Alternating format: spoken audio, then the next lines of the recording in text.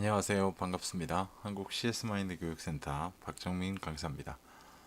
저희 2017년도 9월 10일 날 봤던 B형 시험 문제, 문제풀이 핵심 키워드를 갖고 말씀드리는 동영상이고요. 저희가 이번 17년도 9월 10일 영상으로는 이제 네 번째 겁니다.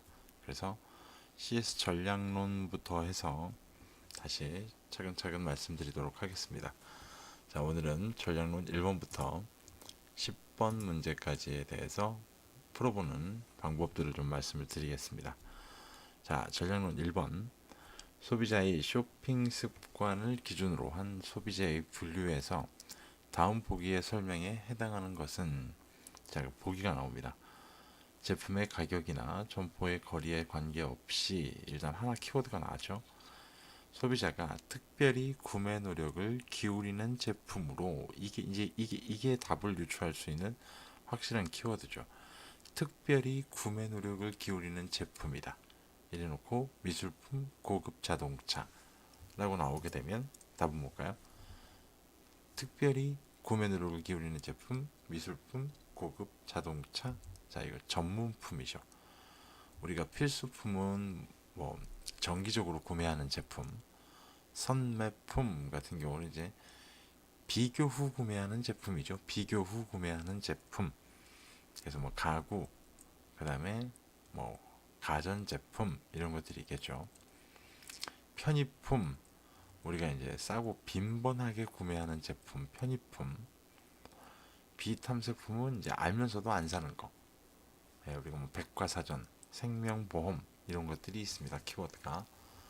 자, 다음 문제. 의료기관 문제네요. 의료기관이 지닌 경제적 특징 중, 자, 경제적이라는 말이 튀어나와요. 다음 보기의 설명에 해당하는 것은 질병이 발생했을 때 제공되는 서비스의 종류나 범위의 선택은 공급자인 의료인에게 크게 의존할 수밖에 없다. 자, 여기에서 보기 중에 키워드는 뭘까요? 네, 공급자인 의료인에게 크게 의존할 수밖에 없다. 왜 그럴까요? 그렇죠. 모든 정보를 의사가 갖고 있잖아요. 환자에게 나눠주지 않고, 이런 우리가 정보의 비대칭성. 원칙은 이 보기에 나와 있는 내용은 정보의 비대칭성에 대한 구체적인 세부 설명들입니다. 그런데 저걸 굳이 외우지 않더라도 보기 내용 중에 저 키워드인 부분만 찾아낼 수만 있으시다면 정보의 비대칭성이다 라는 걸 찾아내는 데는 크게 문제점이 없습니다. 공공재적 성격이다 라는 거는요, 비배제성 또는 뭐 소비의 집단성 이런 말이 좀 나올 거예요. 좀 쉽지 않은 말인데, 공공재적 성격, 뭐 치료의 불확실성, 이건 뭘까요? 이거 같은 경우는 뭐 간단하죠. 질병의 위협으로부터 조직적이고 체계적인 대응을 유도해야 된다라는 게 치료의 불확실성이 나올 거예요. 좀 상반된 개념이죠. 예측 불가능성, 이건 뭘까요? 네, 수요. 쉽게 해서 환자들이 생기는 불확실성 및 불규칙성, 이런 말이 나오게 될 겁니다. 생활 필수품으로서의 보건의료 라는 건 이제 흔히 우리가 알고 있는, 우리가 건강하게 삶을 영위하기 위한 여러 가지 필수 요건이라는 키워드로 아마 출제가 되게 될 겁니다. 자, 다음 문제. 서브컬의 5가지 품질 차원 중 다음 보기의 설명에 해당하는 것은, 밑에 보기가 다 영어네요. 보기. 종업원이 고객에게 자신의 지식과 공손함, 믿음과 신뢰를 불어넣는 능력을 의미한다. 자, 이거 뭘까요, 이거? 네. 잘 보면 보기 중에 지식과 공손함, 믿음과 신뢰를 불어넣는 능력을 한다. 상대방한테 뭐 주고 있는 거죠? 상대방한테 네, 확신을 주고 있죠. assurance. 그래서 정답은 확신성, 네 번째 겁니다. 첫 번째 나온 읽지는 않을게요. 첫 번째 1번에 있는 거 뭐라 불러요? 우리가 공감성. 그죠? 공감성. 의사소통 잘 된다 이런 얘기 나오겠죠. 두 번째 거 신뢰성. 신뢰성은 뭐예요? 네, 약속한 거 진행해 준다. 신뢰성. 유형성. 이거 뭐죠? 눈에 보인다는 얘기잖아요. 그 다음에 맨 다섯 번째 응답성, 이건 뭘까요? 도와주려고 한다. 도와주려는 거, 응답성. 이렇게 키워드를 잡으시면 서브컬 문제도 굉장히 쉽게 해결이 됩니다. 다음 문제. 가빈이 제시한 다섯 가지 관점의 품질 차원 중 다음 보기의 설명에 해당하는 것은, 보기를 좀 볼까요? 생산 관리 측면에서 원가와 가격에 의해 품질을 정의하는 관점이다. 원가와 가격에 의해 품질을 정의한답니다. 원가와 가격. 여기에 답이 나왔죠, 뭐니? 원가와 가격이라는 말 나오면 무슨 접근? 무슨 접근? 원가와 가격이라고 보면 간단하게 가치 중심적 접근, 이렇게 볼 수가 있겠죠. 그죠? 이거 보기 하나만 좀 보셔도 될 겁니다. 사용자 중심적 접근이 뭡니까? 사용자 중심적 접근. 이거 말 그대로 뭐예요? 사용자한테 잘 맞춰준다는 얘기잖아요. 그죠? 세 번째, 제조 중심적 접근. 이거는 뭐가요? 네, 키워드가 사용자 중심적 접근과 대조되는 개념이다 라고 바로 나올 거예요.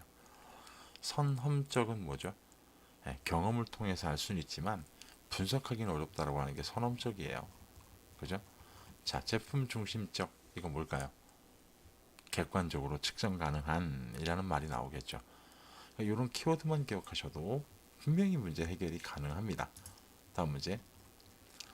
주란이라는 학자의 서비스 품질 구분과 관련해 다음 보기의 설명에 해당하는 것은, 보기를 좀 봐요.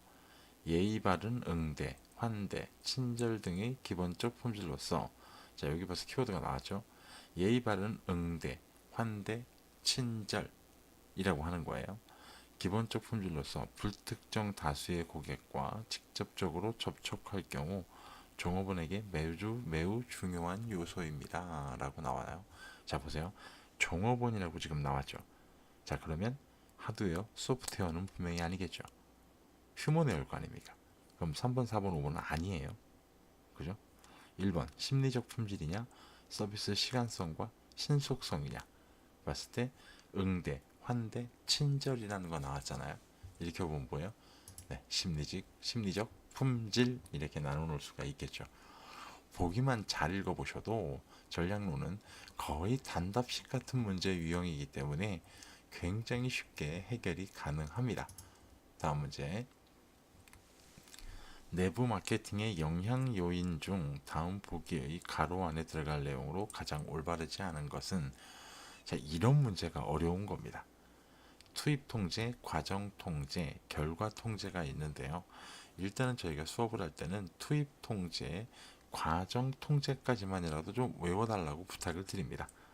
자, 그래서 투입 통제 같은 경우는 잘 보면 종사원 선발, 교육 훈련, 전략 계획, 자원 할당, 이런 것들이 있습니다.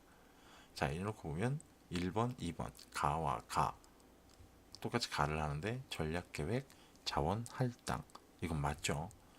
3번 나라고 나와요. 나. 과정 통제에는 조직 구조, 관리 절차, 보상이라는 게 있거든요.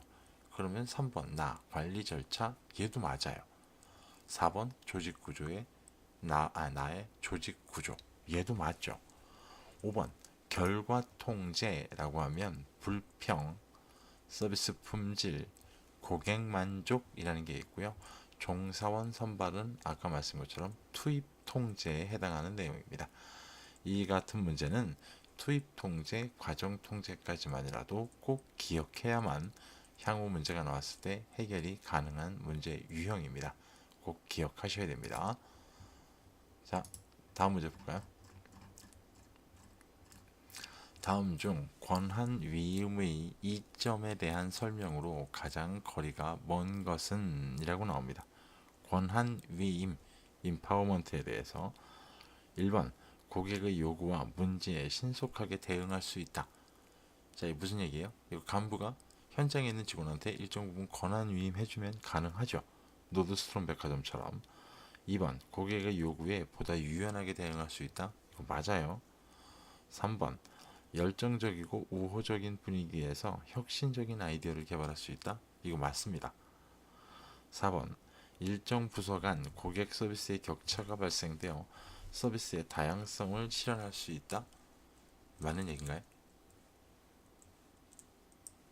이게 틀린 얘기는 아닙니다만 이게 권한위임의 이점에 해당하는 얘기는 아니에요.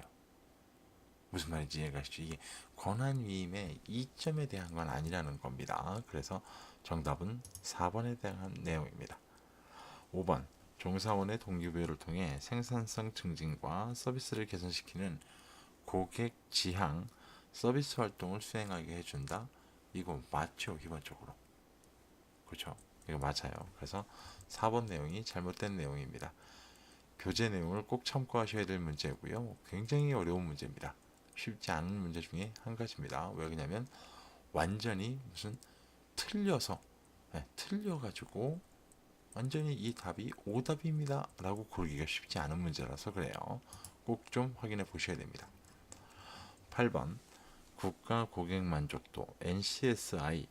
자, 우리나라 분기마다 하는 거죠. 1년에 4번. KCSI는 1년에 2번. 설문 구성 내용과 관련해 다음 보기의 내용에 해당하는 거죠. 설문 구성 내용 물어보고 있어요. 보기 가격 대비 품질 수준. 품질 대비 가격 수준. 자, 이거 잘 보세요. 가격 대비 품질 수준은 뭐예요? 고객이 돈 낸 것 대비 돌아온 품질. 두 번째, 품질 대비 가격 수준. 고객이 사려 할 때 뭐예요? 이 정도 가격이 이 제품에 합당한 가격인가? 이렇게 보는 거잖아요. 자, 이러놓고 여기에 해당하는 게 뭐냐고 물어봅니다. 자, 잘 보시면 뭐에 해당할까요? 그렇죠. 이건 고객이 지금 뭐예요? 알아차리는 거잖아요. 그죠? 내가 낼 돈 낸 것 대비 돌아올 제품의 품질. 자, 그러다 보니까 이걸 우리가 인지 가치 수준이다라고 부르게 됩니다. 이해가시죠? 그래서 위에 보기만 잘 보셔도 외우지 않더라도 이런 내용에 해당하는 설문 구성 내용은 인지 가치 수준이다라는 걸 딱 구별해낼 수가 있어요. 이걸 오해하시면 안 된다는 거죠. 고객 기대 수준과 오해하시면 안 돼요, 절대로. 제가 배포해드린 기출문제 풀이 문제집 그 분석 자료를 잘 보시면 두 가지가 나눠지는데 아마 이 문제를 그냥 이렇게 설명하지 않고 풀어보라 해도 고객 기대 수준 하는 분들 상당히 많을 겁니다. 그래서 위에 나온 두 가지 꼭 기억하시고 이게 인지가치 수준이다 라고 이해를 좀 하시면 될 것 같습니다. 향후에 상당히 반복될 만한 내용의 문제입니다. 다음 문제. 다음 보기의 설명에 해당하는 자료 수집 방법은 학습하시는 교재에서는 아마 잘 못 보시는 내용일 거예요. 자, 보기 처음 시음이나 자, 제품, 시음이나 사용, 광고물, 패키지 등의 테스트에 주로 이용되는 방법으로 조사 대상자가 많이 있는 곳으로 직접 나가 간이 조사 장소를 설치하여 여기에 조사 대상자를 불러 모아 조사하는 기법을 의미합니다. 여기 답이 나옵니다. 조사 대상자가 많은 곳으로 나가서 간이 조사 장소를 설치하고 조사 대상자를 여기 불러 모아서 조사하는 기법. 우리가 이걸 Central Location Test라고 부릅니다. 여러분들 알고 계시는 예전에 마녀사냥이라는 프로에서 녹색 상자를 사람 많은 곳에 갖다 놓고 거기서 인터뷰를 따오죠. 여러분 이런 방식 확장하게 되면 이걸 우리가 CLT 방식이다라고 부릅니다. 만약에 면접원이 조사 대상자 집에 방문해 가지고 설치하고 사용하게끔 해본 다음에 와서 설문조사합니다. Home Use Test HUT가 될 겁니다. 위에 나오는 보기 꼭 좀 눈에 있게 만들어 놓으셔야 되고 이런 걸 우리가 CLT 방식이다라고 부르게 됩니다. 꼭 기억하셔야 됩니다. 제 기출문제 분석 자료를 먼저 받으신 분은 제가 오타가 지금 보이네요. CLTT라고 해놨네요. 워낙에 오타가 좀 많아가지고 이런 거는 좀 이 필터링을 좀 해갖고 보시기를 바랍니다. 관찰법 이건 관찰한다는 얘기 나올 거고요. 실험법 가장 과학적이고 확실한 조사 방법이다 라는 키워드가 꼭 언급되게 될 겁니다. 자, 갱 서베이 이건 뭘까요? 일단 갱이라는 게 집단이라는 얘기잖아요. 조사 대상 집단을 일정한 장소에 모아서 조사자의 진행으로 설문지에 응답하도록 하는 방식. 이게 CLT 방식과 좀 다르죠. 자, 그래서 이런 걸 갱 서베이라고 부릅니다. 자, 오늘 마지막 문제입니다. 10번 설문지 개발과 관련해 질문의 순서를 결정할 경우 유의해야 할 사항으로 가장 거리가 먼 것은 무엇입니까? 자, 1번 어렵거나 민감한 질문은 뒤에 위치시킨다. 맞나요? 이거 맞죠? 이거 맞아요. 2번 적절한 응답자를 선별할 질문이 필요한가? 이게 난데없이 무슨 얘기입니까? 네, 이거 같은 경우는 순서를 결정할 경우가 아니라 언제 필요한 거죠? 네, 개별 질문 내용의 결정에 해당하는 내용이에요. 그러니까 이 문제 같은 경우도 틀린 게 아니라 다른 곳에 포함되어 있는 것을 지금 섞어놓고 골라내라고 하고 있기 때문에 이런 것 같은 경우는 질문의 순서를 결정할 경우와 개별 질문 내용의 결정 경우 나와 있는 5가지씩의 예시가 있는데요. 그거를 둘 중에 하나만이라도 명확하게 기억을 하고 계신다면 충분히 해결이 가능한 문제 유형입니다. 이런 문제 유형을 이렇게 어떻게 대비할 때 제일 좋은 방법인가 이런 것들을 좀 보시게 되면 향후 문제를 푸시는 데 있어서 큰 어려움 없이 해결이 가능하실 것 같습니다. 1번, 3번, 4번, 5번은 질문의 순서를 결정할 경우 유의해야 할 사항에 포함되는 네 가지고요. 저 네 가지 외에 하나가 단순하고 흥미로운 질문부터 시작합니다. 라는 게 한 가지 더 있습니다. 이 5가지는 꼭 좀 기억하고 계시기를 바라겠습니다. 오늘 들어주셔서 고생 많이 하셨고요. 다음 시간에 다시 한번 찾아뵙도록 하겠습니다. 고생 많이 하셨습니다. 고맙습니다.